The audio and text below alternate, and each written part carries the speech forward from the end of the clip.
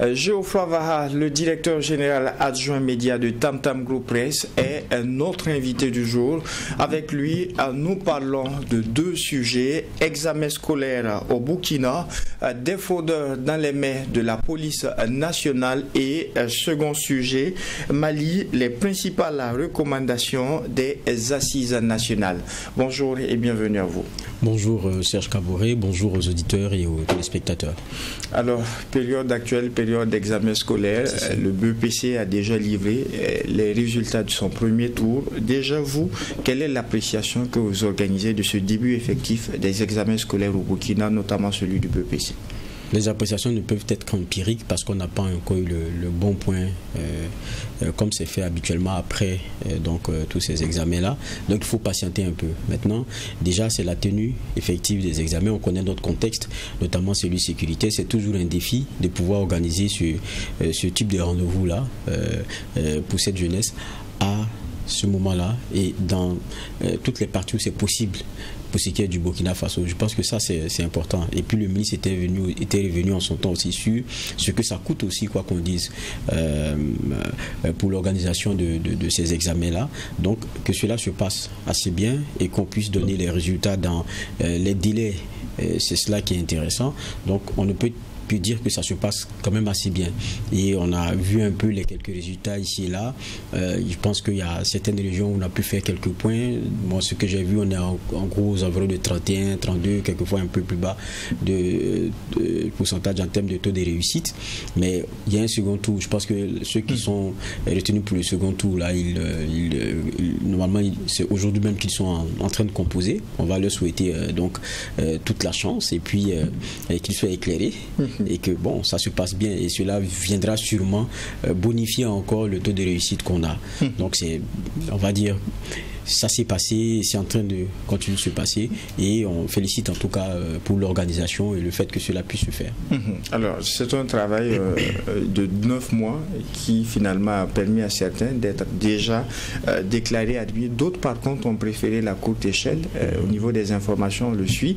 Du côté de Bobo Dioulasso, des fraudeurs ont été pris par la police nationale. Comment est-ce que vous analysez une telle situation qui revient au fil des années, mais avec d'autres tournures cette fois-ci? Évidemment, et déjà, il faut commencer par féliciter le travail qui est abattu par ceux qui ont à charge de surveiller tout cela et de veiller à ce que ça se passe bien et que nos diplômes, en définitive, gardent le label qualité ou confiance qu'on pourrait avoir à ce document que nous donnons là, parce qu'en définitive c'est ça, c'est-à-dire que le diplôme, il n'est rien d'autre que la présomption de connaissance qu'on pourrait vous reconnaître. Maintenant, après c'est la pratique qu'on saura si c'est vrai ou pas.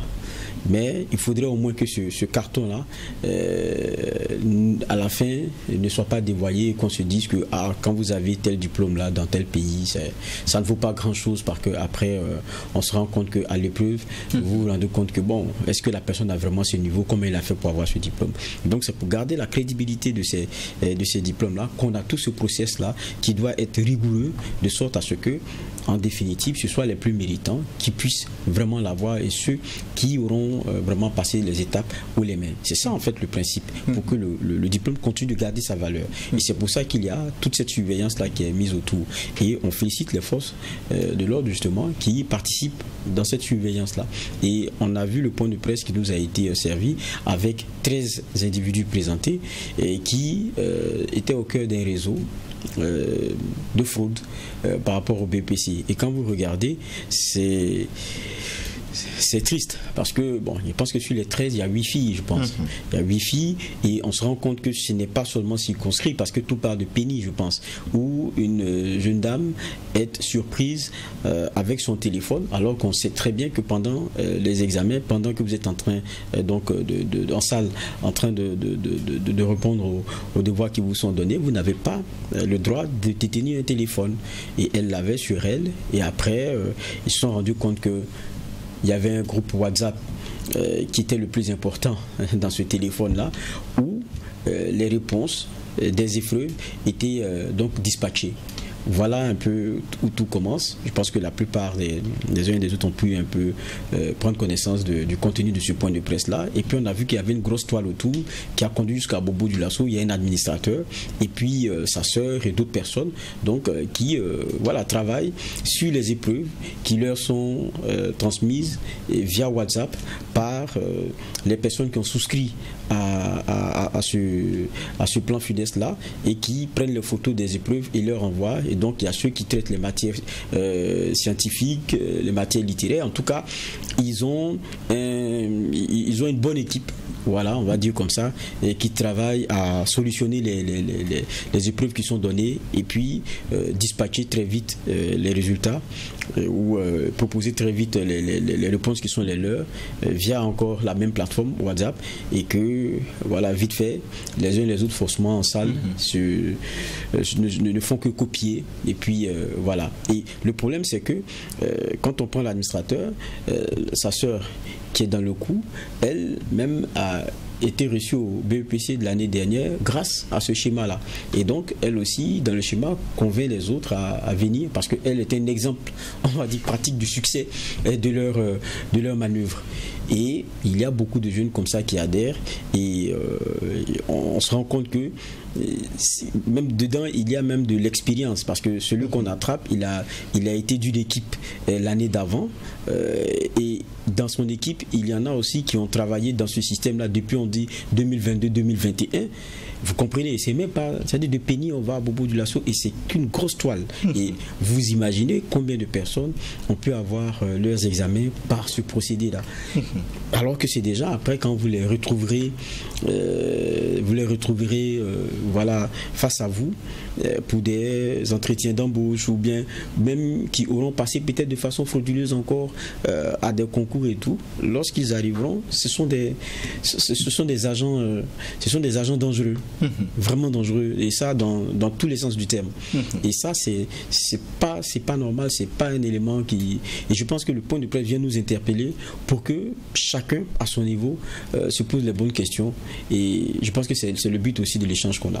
C'est tout un réseau qui se fait ainsi prendre. À une époque donnée, quand on prenait des fraudeurs en examen, eh bien on se rendait compte que c'est des personnes qui tenaient soit un bout de papier dans la poche et qui regardaient soit un bout de document ou encore qui écrivait sur la paume. Aujourd'hui, on parle d'un groupe WhatsApp, on parle de documents envoyés, de photos prises pendant l'examen. Est-ce à dire qu'avec les nouvelles technologies, la fraude est en train de prendre une autre tournure au niveau des examens scolaires?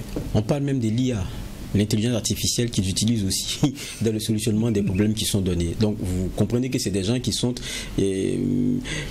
comment dire ça, c'est des gens qui sont un peu inventifs et qui tentent de trouver des failles dans le système. Et ça ne va même pas jusque-là. Ça ne s'arrête pas jusque-là. Ils donnent un code vestimentaire pour ne pas se faire attraper.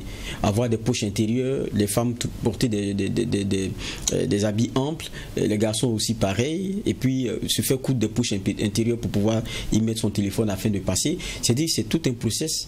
Et on leur dit, le téléphone, il faut d'abord diminuer la lumière, la lumière de l'écran, tous ces éléments-là. C'est-à-dire qu'il y a un code.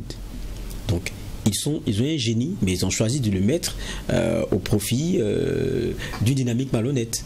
Maintenant, derrière, il y a des enfants aussi quelquefois qui sont fragiles, qui, dans la peur de, de l'échec, ils vont. Mais il y en a aussi, c'est des malhonnêtes notoires.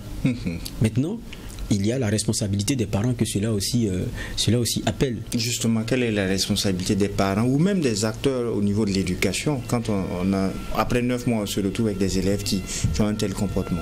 Non, mais vous savez, je pense que quelqu'un qui a bien bossé toute l'année, qui a été bien encadré, qui est sérieux, qui est correct, il va crânement avec toutes ses chances et il va tenter ce qu'il peut. La question de la malhonnêteté, c'est autre chose. Vous savez, on a dans nos sociétés érigé en presque valeur, où quelquefois on y met un vernis, des éléments qui sont de l'ordre de la corruption, de la malhonnêteté, de façon intrinsèque. Mais on l'appelle chance. Tant que ça vous sert et qu'on ne vous a pas attrapé. Un enfant qui est à la maison, qui voit son père, qui n'est pas honnête dans l'exercice de sa fonction, des gens qui viennent à la maison lui donner des petites choses, parce que il règle en contournant les lois certains éléments. Mais l'enfant, qu'est-ce que vous pensez qu'il a comme éducation? Il s'abreuve de l'exemple d'abord que vous donnez, avant même de vous écouter. C'est ça la réalité. Le chiffon ne s'imbibe que du liquide autour duquel il est. C'est l'élément le plus facile. Et c'est les actes. Et quand vous avez des actes que vous posez, ou quelquefois même dans votre discours à la maison, vous dites, ah, lui, il a la chance. Vous parlez d'un cas de malhonnêteté, mais vous dites, lui, il est chanceux. Parce que ce qu'on appelle chance souvent aujourd'hui, c'est quelquefois le fruit d'une malhonnêteté bien intrinsèque, mais pour laquelle la personne n'a pas été attrapée. Mais si dans vous érigez ça en valeur, vous vous dites, ah, ça, Dieu l'a béni, ah, lui, il est sauvé. Mais c'est quel exemple vous donnez à vos enfants? Et puis, on ne dit pas quels étaient les montants pour pouvoir accéder à cette plateforme-là. Justement. Est-ce que c'est accessible à des élèves du BEPC? Imaginez qu'un enfant puisse venir dire à son père, ah, il y a pétrole, ou il y a, comment ils appellent, ils ont toujours un nom qu'ils donnent à la chose. Et est-ce que, posez-vous la question en tant que parent, est-ce que mon enfant peut venir me le dire? Parce que si votre enfant est capable de venir vous dire, papa, on te demande de donner tant, parce qu'il y a des, en fait, il y a des possibilités, quoi, pour faciliter. Si ton enfant est capable de venir te le dit, il faut te poser une question. Ça veut dire qu'il y a un problème même dans l'éducation que vous avez. Il faut te le mettre en mais oui, parce que l'enfant ne devait même pas avoir cela en tête si vous êtes rigoureux dans les valeurs que vous partagez. Ça ne peut même pas lui passer par la tête parce qu'il sait ce qui va se passer. Qu'en est-il du rôle des éducateurs eux-mêmes? Déjà, il faut les féliciter parce qu'à un moment donné, ne l'oublions pas, ce qui se passait, c'est que c'était plutôt des épreuves qu'on avait avant. On se rendait compte qu'il y a des gens qui apparemment auraient eu des épreuves avant. C'était des éléments qui revenaient très souvent lorsqu'on parlait de fraude. Mais aujourd'hui, vous voyez, ça l'air d'être tellement vissé qu'ils sont obligés de prendre les photos pendant la composition. Donc ça veut dire qu'il y a un niveau de vigilance qu'il faut quand même féliciter. Ça, c'est une réalité. Et ça, je pense que c'est bon de le faire noter ici. Maintenant, après, c'est ce que je dis. Le moule, quand il est tordu, les briques qui en sortent ne peuvent pas être droites.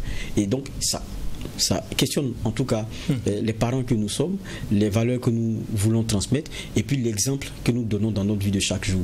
Parce que n'oublions pas, c'est que l'enfant, quand il regarde, ce qu'il copie d'abord, c'est l'exemple, c'est la pratique, ce n'est pas le mot. Maintenant, après, le reste, ça n'est que subsidiaire. Par rapport à la surveillance de nos examens, il est vrai que les forces de l'ordre abattent un travail considérable au niveau de la surveillance et tout, mais est-ce que le dispositif est adapté aux réalités technologiques aujourd'hui, quand on se retrouve avec des lunettes dotées d'intelligence artificielle à travers lesquelles on peut entendre des choses à l'oreillette? Comment est-ce qu'on arrive à se mettre au diapason? Non, mais ça, c'est... Bon, je pense que ça ramène à... comment dire cela? On n'a pas de plan infaillible à 100%.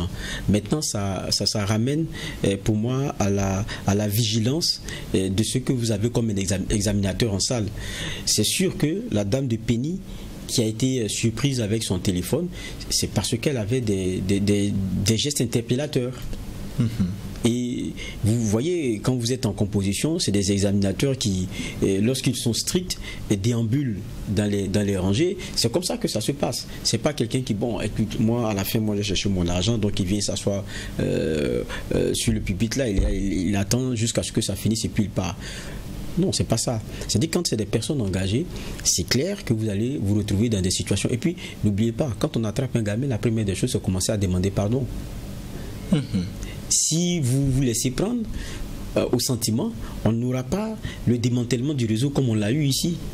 Donc, je veux dire, il y a toute une conjugaison de choses. Il y a pour les examinateurs une vigilance qui doit être à son niveau. Je pense qu'ils l'ont. C'est pour ça qu'on a ces résultats-là. Et puis, il y a aussi à ne pas être complaisant et à tomber dans le sentiment et se dire que bon, cette fois, on va laisser. Non, c'est pas grave. C'est parce que on se dit que ce n'est pas acceptable qu'on en arrive à pouvoir démanteler des réseaux comme on a pu le faire. Maintenant, quand vous parlez de technologie, c'est vrai, c'est comme je vous l'ai dit, il n'y a pas d'éléments qui soient infaillibles à 100%. Même WhatsApp qu'ils utilisent, l'IA et tout, dès que vous êtes entré avec votre téléphone, et c'est sûr qu'il y a des fouilles et tout, ce n'est pas permis. Dès que vous êtes entré avec votre téléphone, ça sera difficile. Donc ce sera la vigilance forcément des examinateurs. Et même lorsque vous parlez je pense qu'il y a des produits qui sont sortis, les lunettes connectées comme on les a maintenant et qui permettent même des fois une projection visuelle et tout. Qu'est-ce que vous voulez? Je pense que quelqu'un qui l'utilise, ça va vous sauter à l'œil qu'il est avec un corps étranger, il est en interaction avec un corps étranger. C'est des éléments qui ne mentent pas. Maintenant, bon, après, voilà, on ne connaît pas tout à 100% et puis on n'est pas sûr à 100% de tout maîtriser. Pour clore sur le sujet, les examens continuent, le bac c'est pour bientôt. Quel dernier conseil à l'endroit des élèves et aussi des parents? Moi, je suis un parent et puis je pense que je suis assez humble pour me dire que bon, j'ai pas de conseil en tant que tel, mais seulement c'est qu'on est dans une société où on se rend compte que il y a beaucoup d'éléments qui sont difficile souvent à maîtriser. Des parents qui vont au boulot le matin, qui cherchent en tout cas le meilleur pour leurs enfants, donc ce qui fait qu'ils ne sont pas forcément présents, mais il faut toujours travailler à garder un lien pour pouvoir avoir la discussion facile. Parce que même ces enfants, quand ils vont, quelquefois il y en a qui, pour la peur du rejet, décident d'aller avec des gens sur des aventures qui sont malencontreuses. Il faut arriver à forger son enfant, il faut arriver à lui parler de sorte à ce qu'il ait la droiture comme élément qui le guide, que vous soyez là ou pas. Et ça, c'est des éléments de discussion que vous devriez avoir, c'est des éléments de fortification et d'édification de sa personnalité que vous devez avoir, parce que le tout n'est pas de venir lui donner de l'argent ou bien l'entretenir physiquement. Il y a un rapport à la fois spirituel, physique et métaphysique que vous devriez entretenir. C'est ça qui est important aussi, parce que c'est quelqu'un que vous forgez pour demain.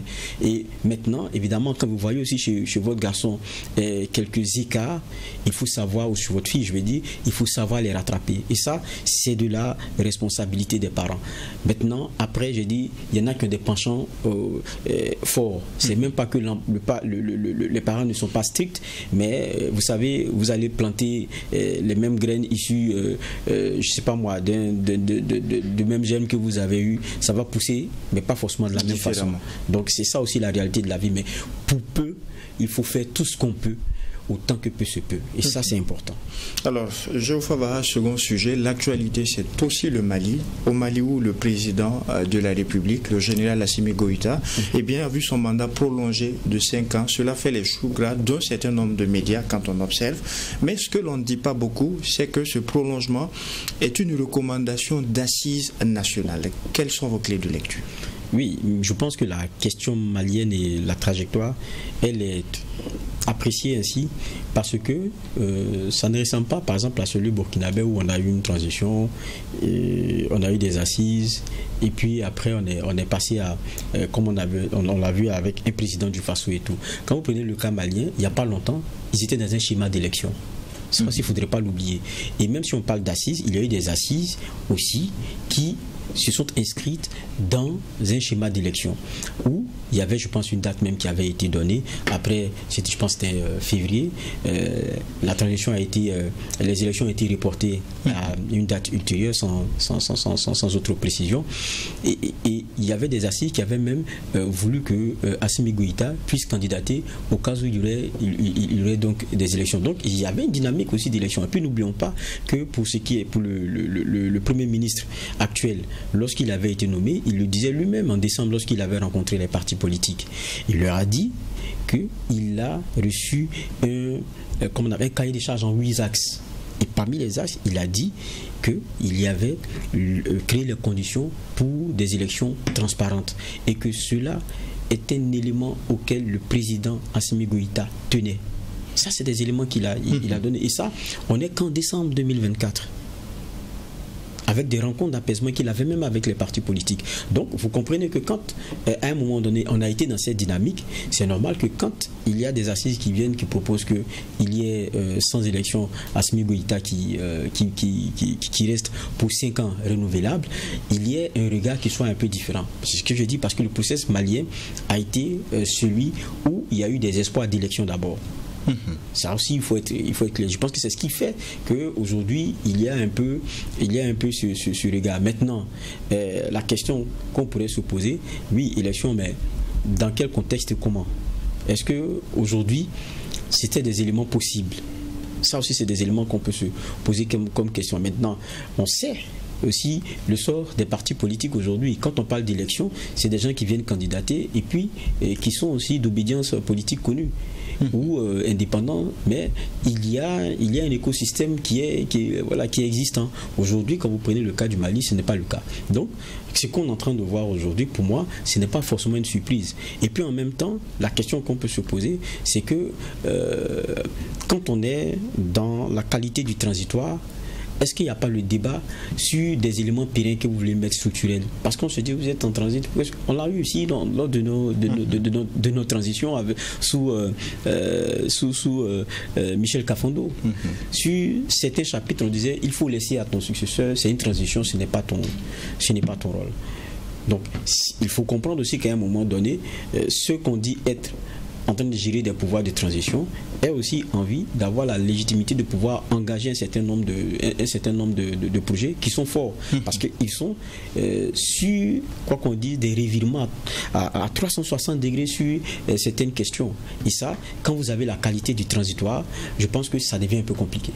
Quand on regarde les recommandations de ces assises nationales, ce n'était pas que le prolongement du mandat du président de 5 années. Il y a aussi eu d'autres aspects sur la corruption, sur la politique, sur beaucoup d'autres choses et sur le cas de la politique expressement. Quel est votre regard quand on sait que justement ces assises avaient suggéré la réduction du nombre de partis politiques et même l'interdiction du nomadisme politique, surtout avec le contexte où finalement les partis politiques ont finalement été dissous. Donc quelles sont vos clés de lecture? Quand on regarde les assises en question, c'est quand même depuis, c'est avril, non?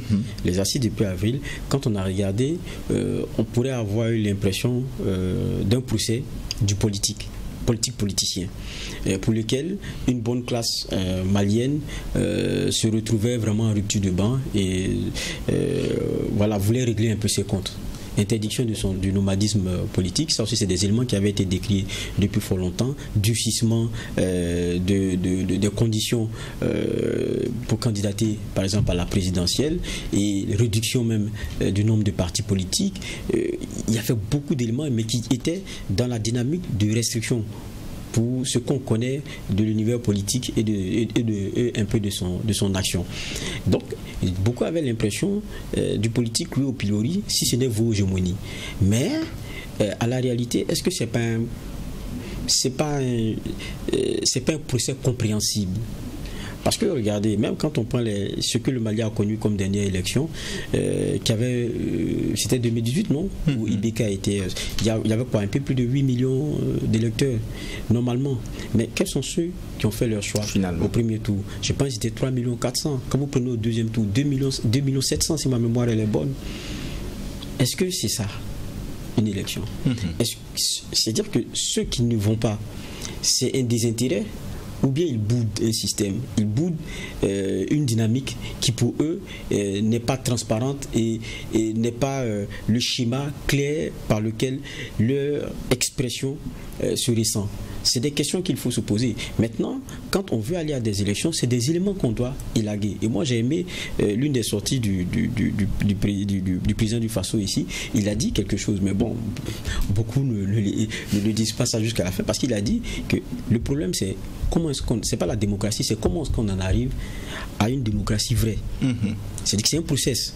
Pour lui, c'est l'aboutissement. C'est l'aboutissement. Il a bien dit que la démocratie, c'est l'aboutissement, mais comment on y arrive? Pas la démocratie dans le schéma que nous avons. Il y a des gens qui vont organiser des élections bientôt. Mais regardez, le débat qui est en train de se mener là-bas sur ce qu'est le chemin qui est en train d'être tracé pour en arriver à celui qui sera désigné comme président. Si c'est ce genre de système-là qu'on veut, on est, pour moi, dans le perpétuel recommencement avec des avatars de déstabilisation possible et de fragilisation de nos États. Il faut en arriver à un moment donné où le procès soit celui par lequel le peuple arrive à s'exprimer de façon très claire. Mais en même temps, peut-être comme le temps aussi qui nous est peut-être parti va vite, en même temps, il y a aussi... C'est vrai que Assimi Goïta, le président malien, vient d'avoir 5 ans renouvelables et il y a les éléments clairs qui sont posés sur la table. C'est la question sécuritaire d'abord. La question sécuritaire qui est posée comme élément principal. Et puis évidemment, le contexte et tout, qui est lié aussi à ces questions sécuritaires. Mais en même temps, après 5 ans, je pense aussi que quel sera le modèle? Est-ce que ces assises-là pourront être encore le moyen par lequel on pourra avoir la dévolution du pouvoir? Ça, c'est une question qui disait, est-ce que ça pourra continuer d'être légitime pour les Maliens? C'est une question qui se pose, étant donné qu'eux-mêmes avaient déjà entrevu dans le même contexte déjà des élections. Comment cela va évoluer? Je pense que c'est là où l'intérêt de comment dire cela, l'intérêt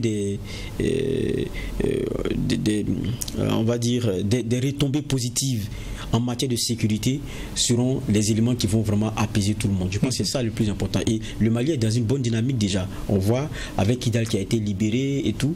Donc, on est en train de partir vers un processus de stabilisation du pays. Et c'est cela renforcé qui pourrait après se permettre de poser la bonne question. Comment est-ce qu'on y va à des changements? C'est ça, quand je dis changement, on y va à des élections, on y va à ce qu'on ait le peuple qui puisse s'exprimer de façon très claire. Mais ça, il faut d'abord un contexte et ça, tout le monde en convient. En une minute, la toute dernière question. Dans le contexte de la confédération de l'AES, quand on regarde dissolution des partis politiques au Mali, dissolution des partis politiques au Niger, faut-il craindre le même scénario au Burkina? En une minute. Moi, je ne suis pas dans la dynamique de craindre quoi que ce soit.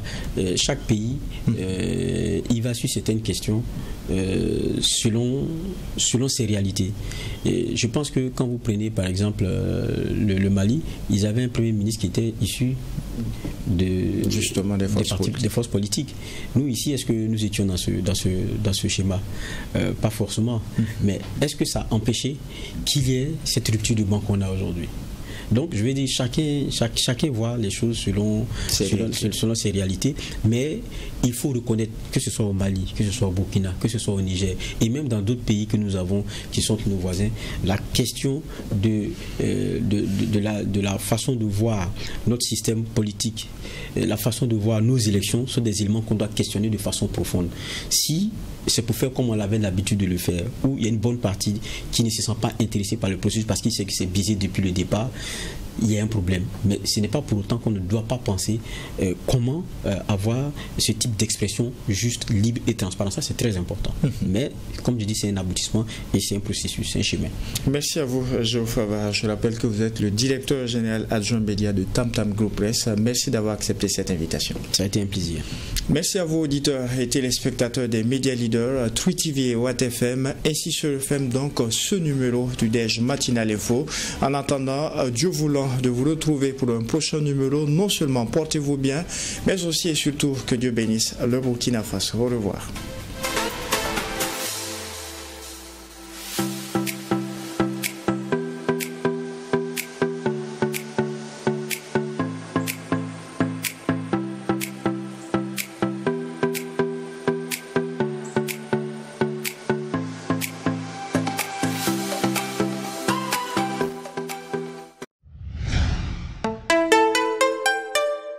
Tweet TV, la télé interactive.